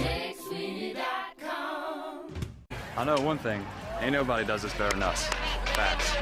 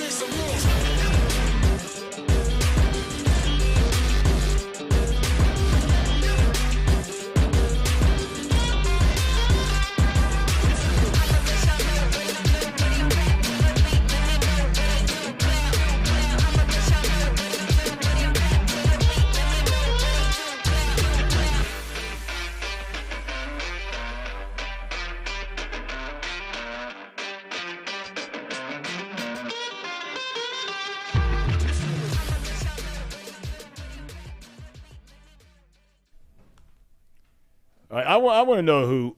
Okay, we got to get this straight. We do the picks. We got to have the mighty Buckeyes in a prime position here. Okay. In a prime position. Well, it's going to be hard to keep that ball there. I mean, it's like trying to slow down their offense. There we go. Oh, got it. And it's going to get covered up. That's okay. Okay. So here we go. Can we put up first where we are in the standings? Can we do that first? I know I'm throwing a loop for you guys over there, but is that possible? Just give us a second. Right there, maybe. And then scroll down and see if it's already in there. Yeah, that's what our record is right now. So if you'll recall, as we put these up, a couple of weeks ago, I was about 9, 10, 11 games back, and now it's down to 3. Casey, very impressive, at 41-29. I'm 1 game behind the duo of Paul/Brandon. Paul's out playing golf right now with Trace living the life. Sean and Reed and all those guys. The crew's living the life. Yeah, they are. And then I'm now 6 games over. So, are we ready, men? We're starting on the college front, correct? Yes, sir. All right, let's go. Yes, sir. Very formal. First game out of the gate. It is the Ohio State University Buckeyes, a 30-point favorite in Columbus. That's at high noon tomorrow on Fox. And I will take Ohio State to cover the 30 against a very good Iowa defense. Iowa can't score, but they can play defense. But I still think the Bucks are almost impossible to slow down. Gentlemen? Yeah, I've got Ohio State as well. A clean sweep. Yeah, it's a clean sweep for most of us. I think none of us believe in Iowa at all. No, Iowa plays pretty good defense, but like you said, Ohio State's offense is the best in the country, and they get everyone back. Yeah, they get everyone back, and Iowa can't score. So, all right. Next up, so no differences there. UC 3.5 on the road at SMU. I'm taking the Bearcats. Well, This is where it begins. Boo! Boo! He even wore SMU colors for this. Get him out of here. Yeah, I mean, I gotta follow my guys on not too picky. They kind of like the SMU pick here. Kind of fits within the system, their formula, and I tend to look at their system, and it's been right quite a few times. A lot of times, in fact, and this is just one of those games where it just points to SMU. All right, we've heard enough. We know what you're doing, Brandon. Yeah. Let's go, Your Cats. alma mater. Okay, so Casey stepping out of the box there a little bit. Yep. Are you predicting UC will win, but they just don't cover, or to lose? That's a good question. I think that they will win. They're just not going to cover. Okay. Next up, is there a hotter quarterback this side of Hooker at Tennessee and Stroud in Columbus and Duggan at TCU? Is there a hotter quarterback right now than Mr. Rourke at Ohio University? I mean, they're throwing up huge numbers.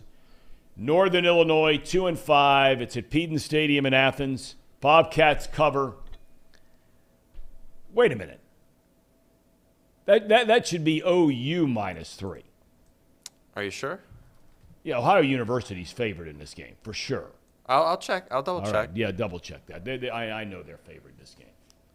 Northern Illinois is 2-5, and they're giving up 1,000 points a game. No, NIU is favored by 3. They're favored by 3. Yeah. Well, the wise guys know something that we don't know, but I'm still sticking. Did we go out? No, keep going. Okay. Oh, there's SpongeBob. Just keep going. I'm taking the what's the deal with the SpongeBob thing popping up, by the way? Why is he? That's his background on his computer. That's my background. Okay. And it's Leif Erikson. Okay. All right, I take the Bobcats. You guys go with the Bobcats. They're going to roll this team. I mean, I tell you. I mean, maybe you got to go look up Northern Illinois and who they've played. I don't know. But they're 2-5. Bobcats have won 3 of their last 4. Say it with me, Tom. OU. See, nobody that goes there says that. Really? Yeah. Oh, okay. I'm just a tourist then. It's the Ohio University. All right, next up. OU, oh yeah, they don't say that? There might be some. I don't hang around with any of them. But of course, we're all a bunch of old guys. Get off my lawn. Yeah, you're old. Okay. We talk about it all the time. The Pac-12 high school conference. I did not want to put this game on our picks this week, but I said to myself, okay. GCL South or Pac-12? What are you picking? Yeah. What do you want to watch? GCL South football or Pac-12 football? Well, I will say this. I stayed up late last week, and I thought it would be a good game. That Utah-USC game was a fantastic game last week. Yeah. Fantastic. And the crowd at Oregon is going to be off the charts. Chip Kelly's an excellent coach, and this is the first year now he's finally gotten this thing rolling at UCLA. I've not seen him play, but I don't think there's any way they cover this 6.5-point spread. I take the Ducks at home. Well, I actually have UCLA winning this one. Really? I do. An outright win? An outright win. Just look at the schedule for UCLA and look at the schedule for Oregon, the Oregon high school team, which is what I will always call them now after that Georgia game at the beginning of the season. They beat Washington. They were 15. And then they beat Utah, which you already know how much I liked Utah. Now, who's done this? UCLA. Okay, all right. And you know how much I loved Utah. Yep. And Utah won against USC.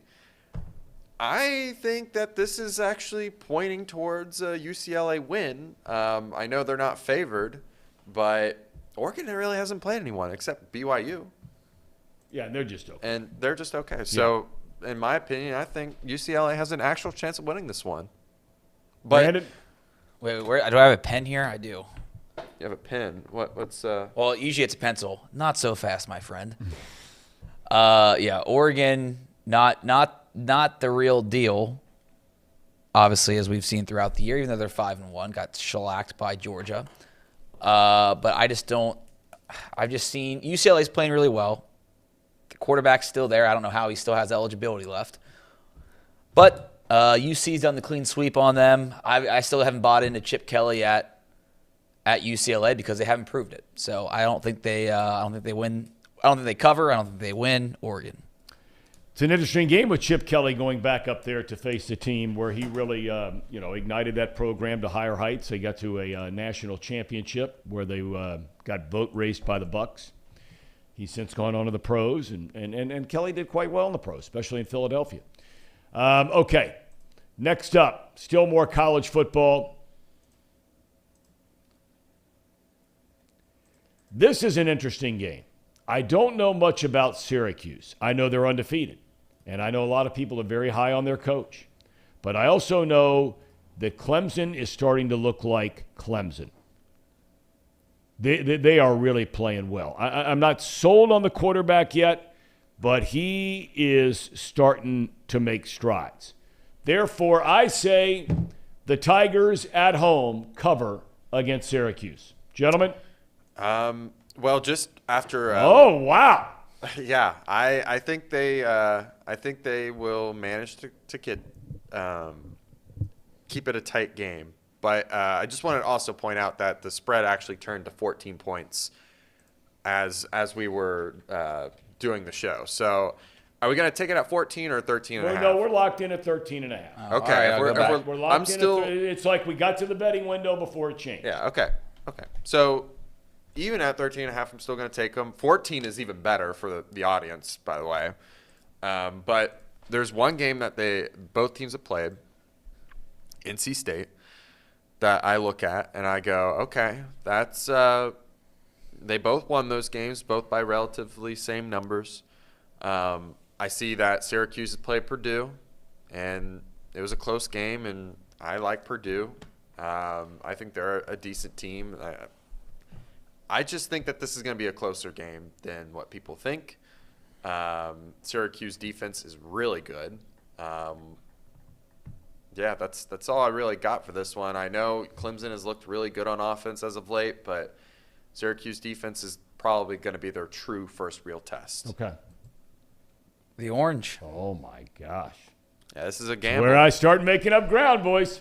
This is the gamble we Where take. I don't have any good reason. One of my good friends, Syracuse grad, Dan Hord's a Syracuse grad. I just have a feeling the Orange are going to at least cover. They're not going to win the game, no chance. But I think they'll cover.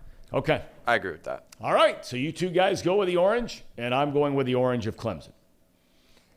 Then there are my other guys, right? You got a lot of guys. No, I got 3, and that's it. Ohio State, Ohio, TCU. That's it. That's all I got. Okay. So the Horned Frogs, and I'll be adding another school to that next year, wherever our son, good Lord willing, is able to get in somewhere. But I'll be adding somewhere else. Not because he doesn't have the smarts. You're talking off camera about the application process. Yeah, I mean, it's insane what they ask parents to do now and kids to do now. It's just stupid. I didn't get into Syracuse, by the way. It's a tough place to get in. Yeah, I didn't have the grades. They run a big-time operation down there. I'm going with the Horned Frogs. Kansas State's good. They're ranked 17th. Only one loss on the year. But TCU's got it going on.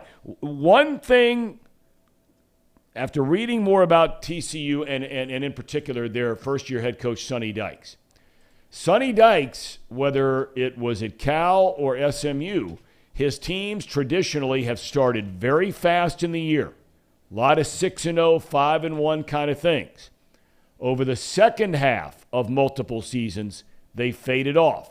Now, he claims at TCU, unlike at Cal and SMU, is that his talent pool is deeper, and therefore he feels like they're better equipped to not let that happen. TCU wins a game and covers at home. Well, many of the same reasons that you said, okay. TCU. They've been really impressing me this year. That and I just don't trust Kansas State. So this is an easy one. The Horned Frogs are going to jump all over them. I hope you're right. Because next week, the Horned Frogs, if they win this one, next week they go to Austin, Texas to take on Quinn Ewers and the Longhorns. Down with the Longhorns. Go Frogs. That's such Orange a Go Frogs. the frog one. It's big league. Big It's league right setup here, right there. And then like Wichita State, they do. Shoot, I can't. I'm bad at this lot. They do this. This is like that's awkward. Yeah. Yeah, that's The Shockers. Whatever that is. All right. Is that it for the college front? that is. All right. We're on to the pro game. Big league game. This is a good game, and I am a big Vrabel guy. I like his style of play. I like his teams. They're tough. They're at home. 2.5-point favorite. First place on the line in that AFC South. I say the Titans cover. Well, I have the Titans as well. Just one thing I noticed about the Colts that got me wondering where I was going to go with this game. I mean, they lost straight up to Tennessee 24-17 not even like 2 or 3 weeks ago. I don't know if you remember that. Yeah. But they did, and they couldn't do anything. And they had one of the best running backs in the NFL, and they still don't have – this game, they're not going to have their best running back in the NFL. So, I mean, this is an easier decision than it was back when they first played, to me. So, This is a Tennessee win all the way. The Indianapolis Colts and Bearcat great Alec Pierce coming off that game-winning touchdown, go down to Nash, Vegas, and come out with a dub. Okay. All right. You ever been to Nashville? Many, many times. Bro, what's the favorite spot on Broadway? Well, you know what? I got to tell you, and I've a couple of really close friends, one in particular, who's lived down there for a number of years and seen the explosion and the whole 9 yards. I got to tell you, I think there's a lot made of Nashville that I just don't see. I think there's a great 3 or 4 block stretch there, right in downtown, or, off of downtown technically. But, right there where they got the country music joints and the live music, and I love all that. And it's expanding. They've come up with some really nice restaurants. They have the Country Music Hall of Fame, which, all that, Grand Ole Opry and everything. There's a lot to like. You're hating on Nashville. No. But I'm just saying, I think that I think that people make a bigger deal out of Nashville than. I'll tell you what, the drinks are too expensive. I mean, you try to get a bottle of Coors Light at one of those country bars, it's like $8. Yeah, I mean, they got you around the neck. Okay, next up. The Brownies. I told myself after last week I'll never pick them again, and I'm not going to start. I'm going with the Ravens to cover 6.5. This week and next week, we said it earlier, this is the season, and I don't care if Deshaun Watson's coming back or not. This is the year for the Cleveland Browns. If they lose to the Ravens tomorrow on Sunday, they lose to the Bengals Monday night next week, stick a fork in them, DUN done. The Browns are DUN done already. Yeah. Season's over.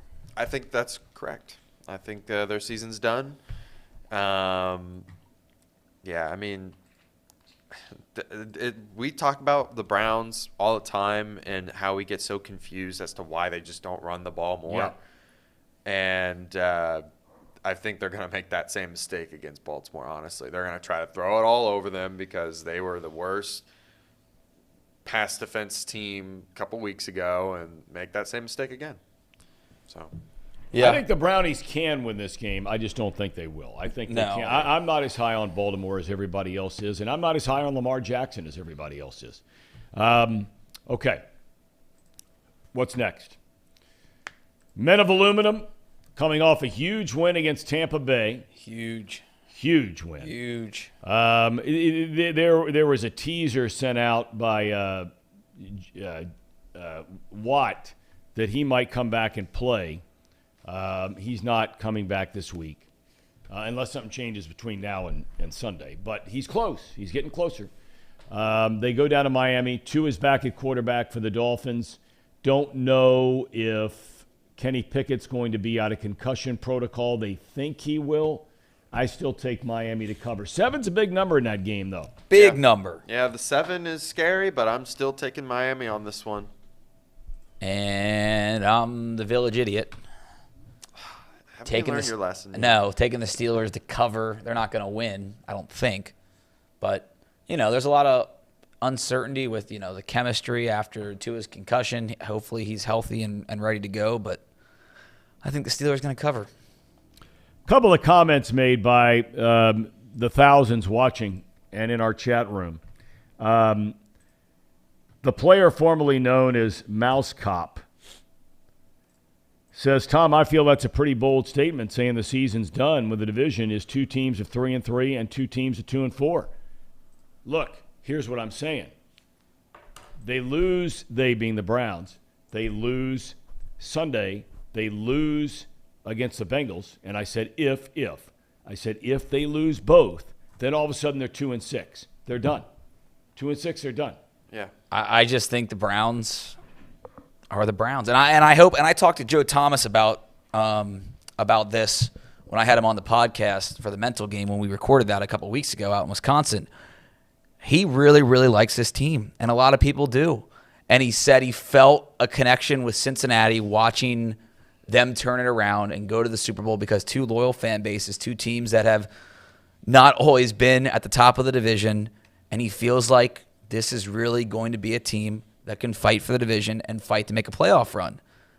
And it hurts to watch the Browns, and I'm not a Browns fan, but when you get close with guys like Joe Thomas or I have many friends that are from Cleveland, you just see the Browns week after week. They might get a good win, but then that Jets game or the Falcons game, it's just the Browns are going to be the Browns until they prove different. I agree. Because there are a lot of good things to like about that team. It's the best 1-2 punch of running backs on one team in the NFL, yet they continue to throw the ball 40 times and run it 20.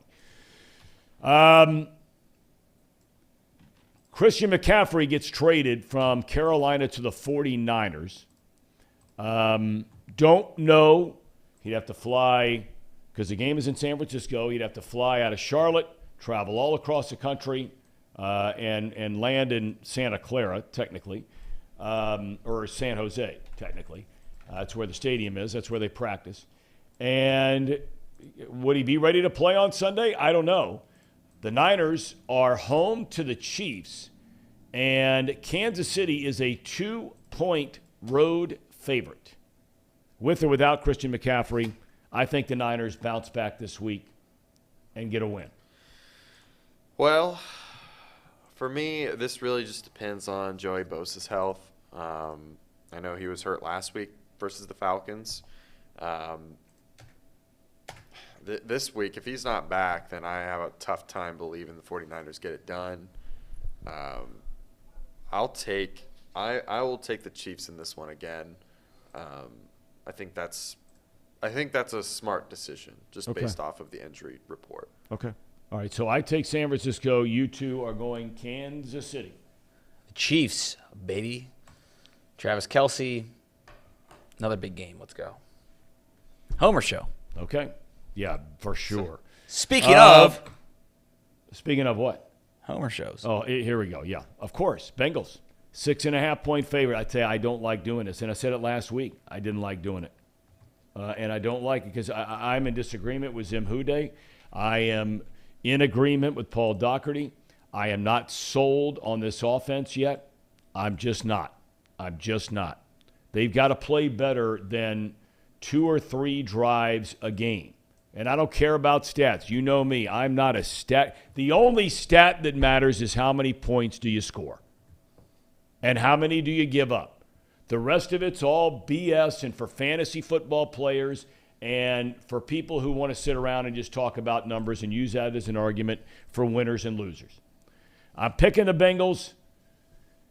All right, I'm picking them. Doesn't matter. I know you two guys are picking them. Well, that's where you would be wrong. Wow. Because I'm picking Atlanta. Oh, my God. Stop the bus. I do not think Cincinnati will cover. I think they'll win. But here's an interesting little tidbit, okay? Okay. The Falcons, we'll just start with the Bengals because I know that one off the top of my head. And my computer is crashing as we're speaking, so that's why the pick's not showing up. Okay. So, in the last just in this season alone, 1, 2, 3, 4 games, all within 4 points. So that would obviously make it so then they're not able to cover. Right. If you go back even further into the playoffs, there was 3 or 4 games in a row where it was decided by 3 points or less. Yep. The Falcons also have a very similar story. They keep games really close and really tight. Well, that's a recipe Dan Hoare talked about. And that, exactly. So week 1 versus the Saints, 1-point game, they lost. Week 2 versus the Rams, a 4-point game, they lost. The Seahawks, they won, another 4-point game. The Browns, a 3-point game. The Buccaneers should have been a lot closer. They probably should have won that game. And then they just straight up win by 2 scores against the 49ers. To me, I feel like this is a perfect time to just do it based off of analytics here. The facts are that they keep games close, both teams. So I think that this is a good time to pick against the Bengals. I think they'll still win. I still smell that victory hooday. No napalm. But yeah, I think Atlanta Falcons can cover. Okay, Brandon. Casey and I agree. You gotta be kidding. I think it's going to be like a 3-point Bengals win. Yeah. Wow. Who's the real homer now? Homer show. Sing the song, Tom. No. Never again. If they win the Super Bowl, will be the only time that I'll sing it again. Forever. Is that it in the pro game? I do believe so. It is. Okay. Before we get to the cherry on top presented by United Dairy Farmers, Brian Kelly, did you see this rant he went on yesterday? No. I meant to include this. He continues his rant against instant replay in college football. Said on his weekly radio show last night, it's ruining the game. After at least 5 instances when play was stopped for review during their victory over Florida, Kelly Monday started by saying his biggest concern is replay was slowing the game down. And then he says, are you ready for this? He says 10 out of 10 times the call on the field stands. He's right about that. But then he added, unless it's an LSU call, or is it just me? I don't think they like the guy from up north down here in the South. That's interesting. Wow. All right, Brian Kelly. I'm a Brian Kelly fan. I know a lot of people around here aren't. I'm a Brian Kelly fan, and after watching them against Florida last week, it is a matter of time before they have got it rolling down in the bayou. All right, do we have a cherry on top presented by United Dairy Farmers? We do. We do. We're bringing it in, put it in reverse, Terry. We got to fill you in with... Tee it up for us, please. So this is a video from, I'm assuming, around the 4th of July a few years ago, probably 10 years ago now, where Terry is trying to light a firework and forgets to put it in reverse. Oh, this is a famous video you were talking about. Yeah, this is the video we were talking about. Put it in reverse, Terry. Yep. Are we going to be able to hear this? Yep, we should. Okay, go ahead.